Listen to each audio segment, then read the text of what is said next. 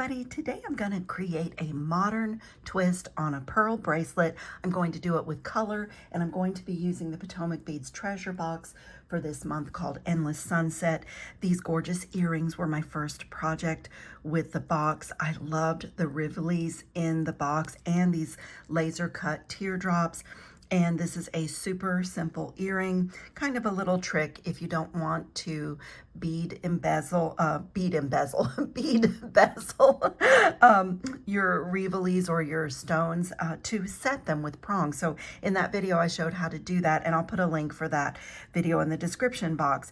But we had these gorgeous rondelle pearls in the box, and I love Potomac pearls, such high quality, but this rondelle shape is really, really beautiful. And how I'm going to make my bracelet look modern and really contemporary is with color. These 8-0 seed beads that are super opaque, super fluorescent orange. As you see, the box was, it was a sunset color, so really warm colors of yellow, red, peach, orange. Like, I just absolutely love that. And I have some 11-0 seed beads out here because these gorgeous cup buttons were in the box, and that's what I'm going to use for my clasp. I also have some number 2 crimp tubes and some fluted or corrugated crimp covers, a little bit of a decorative crimp cover. And I'm going to do just a basic crimp. So I've grabbed my favorite bead stringing wire. I like the Soft Flex 49 strand, but this is really a project that you could just use your favorite one, whatever you like. And this little pattern is really just to embellish the center of my button. So I'm going to go ahead and put my button on my bracelet first.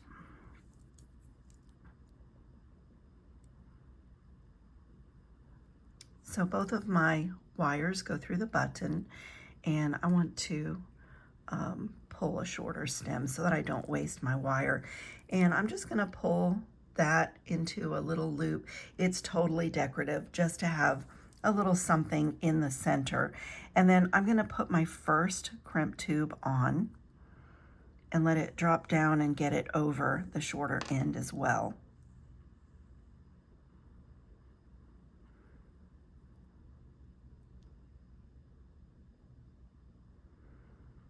And so here, since I know that I'm going to be putting a crimp cover, I'm not going to push this super tight. I want to leave a little bit of space there, a little bit of room for my crimp cover, so that should be good. And I'm going to try to uncross my wires because I'm going to be doing the traditional fold over crimp method. And if you can, if it's possible to uncross your wires, it's a good thing, because with this tool, when you place the tube in this largest divot, it puts a fold in the crimp tube that in essence creates 2 channels. And those 2 channels make a space for one wire to be in each of the channels.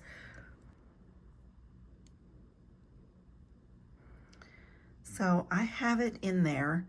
And I don't know if you're going to be able to see this on the camera, but my wires are uncrossed. And when I close the crimping tool, I folded the tube in half, but I made a little, like a channel or like a little holder for each wire. And that gives you a really strong crimp. With a magical crimping plier that turns your crimp tube into a little bead, you don't have to worry if the wires are crossed or not. So I'm just going to work my way up my plier, just making sure that it's closed. And you don't need to smash the heck out of your crimp tube, because you can crack them, but I use really good quality ones, and I get a good result. So I'm gonna just leave this for now and kind of start my stringing. I'll come back and put my crimp covers on at the end. And so I think that I'm gonna start with an orange seed bead and then a pearl. I'll put a few on so you can see this look. I mean, it is amazing. You guys that have been here before, you know how powerful I believe seed beads are in our jewelry designs. This is a case in point, just a little 8-0 orange seed bead, very opaque, very colorful.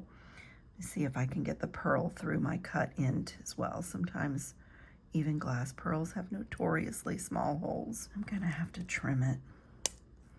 Doesn't want to go through the pearl. But look how gorgeous that is. This, like, to me, makes a pearl bracelet look updated, contemporary, really modern, and really beautiful summer jewelry. You know, pearls come from an ocean creature, so even glass pearls can be really amazing in our summer jewelry designs. I love that. I think that is absolutely gorgeous. So I'm going to string my bracelet length, and it's literally that simple. A seed bead, a pearl, a seed bead, until I get the length that I want. I'm going to leave a little bit of space because my loop that goes over my button for a closure is going to be made out of these seed beads. These are Duracoat galvanized 11-0 seed beads, and I really like that. I recommend the Duracoat galvanized if you're going to do something like a loop that you'll be pulling on and off, things that really rub against your skin, because that keeps your metallic finish shiny. It doesn't rub off or darken or scratch. Like, it keeps it for, you know, many years to come. So, and I may even splash in some of my orange seed beads in the loop that goes over the button. So when I get to the other end, you know, I'll show you that. So I'm going to string. I'll just be a second for you. Okay, so I'm going to go ahead and dump these out. When you get, for me at least, when I get to about 6 inches of stringing, that's when I stop and start thinking about my loop for my closure. So I'm finishing with a seed bead because I started with one, and I'm going to feed on my other crimp tube. And now I'm going to create that little loop that will fit over my button. So I'm going to do like an odd number, like 3, an orange, 3, an orange, and just kind of play with this pattern a little bit just to make the loop really pretty.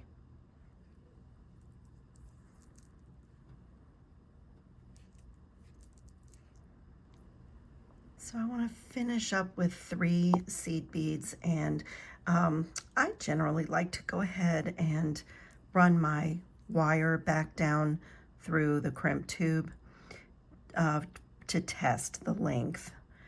You could just hold it, but sometimes I miscalculate. So without crimping, I'm just going to run it back through and kind of get it into a little loop so that I can check my length, but also to see, you know, if it fits over my button. And not too big, not too small. It's got to be that Goldilocks size. And I think it is. But I also want to check my length. Like I say, when I get between 6 and 6 1/4, that's when I'll check my length to see if I need one more pearl. And even though it's not crimped, it's perfect. And I could not love this more. You know, like, sometimes your color can be your design. It's really, really amazing how beautiful this is. And there's so many fun variations you could do with this design. You could pull out seed beads in a whole lot of opaque, very bright colors and alternate them.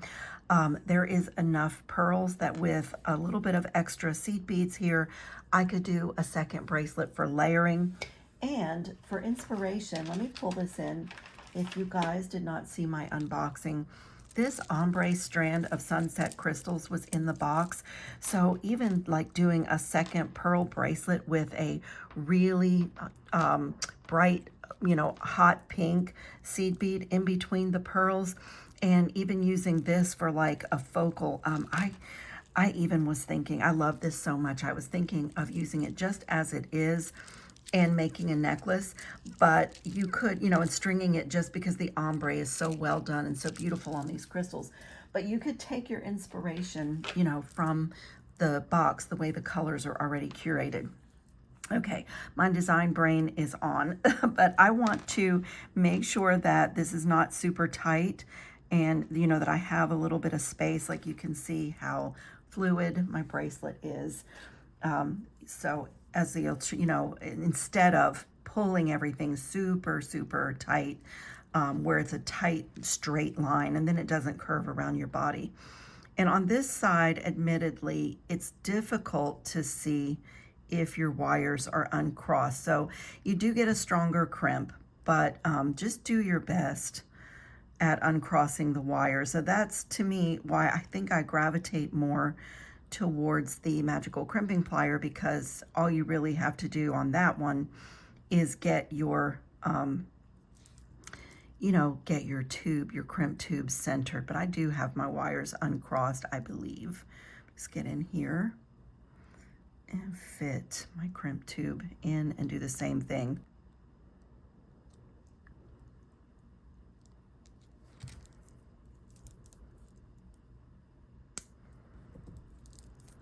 Oh, I love this little bracelet.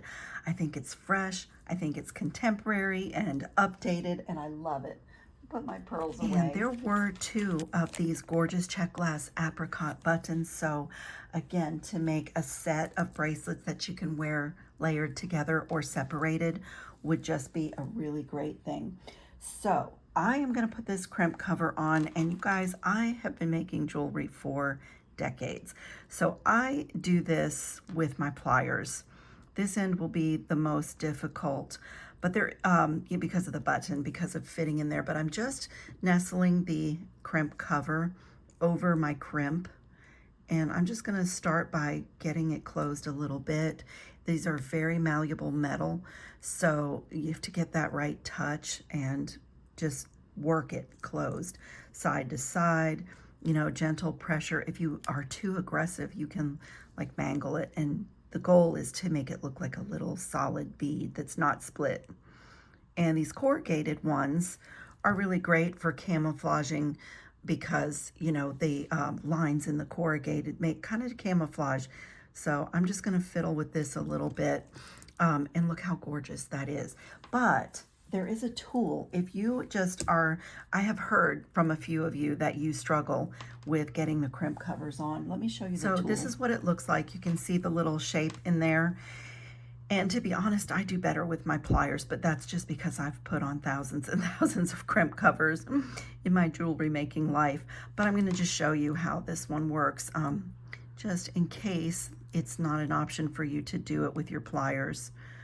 And if you're like, you can see that I'm struggling a little bit to get my cover over my bead. You can always put your pliers in.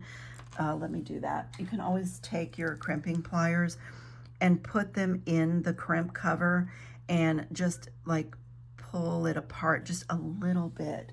And that gives you a little bit of space so you can really center the crimp cover over your crimp.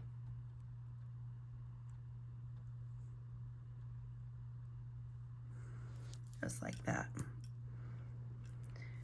So if you're struggling with your pliers, you can see that you just fit your crimp right in this tool. And like I say, I do better with my pliers, but this tool does work, and I have it because I'm a jewelry toolaholic. So if you're collecting tools and you're like me and you just want to have every jewelry tool, I'll put a link for it. But you can start by, you can actually use the end of the tool to gently close it up, and then it's kind of held in place. And then you just need to fit the crimp cover in that little divot and close the tool. And you're just going to move it around, and you might have to reposition it a couple of times.